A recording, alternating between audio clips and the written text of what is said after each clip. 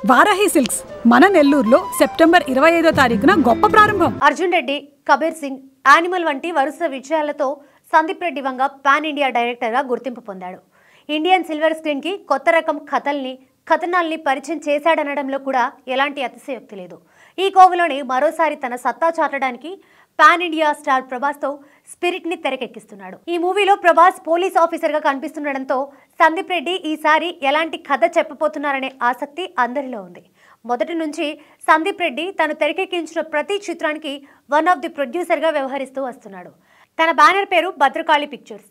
ఇప్పుడు ఈ భద్రకాళి పిక్చర్స్ పై సొంతంగా బయట దర్శకులతో మూవీ చేయడానికి శ్రీకారం చేపట్టాడు. ఈ మూవీలో హీరోయిన్ గా అనంతిక, సనిల్ కుమార్ ఖరారైనట్లుగా సినీ సర్కిల్స్ లో వార్తలు వస్తున్నాయి.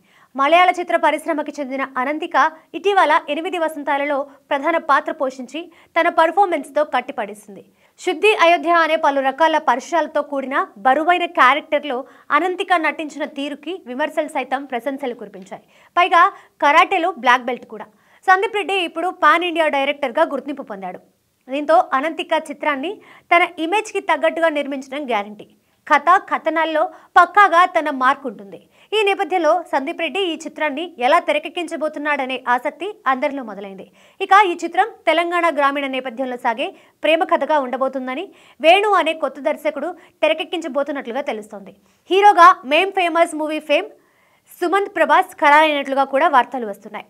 త్వరలోనే ఈ చిత్రం గురించి అధికార ప్రకటన రానుందని టాక్.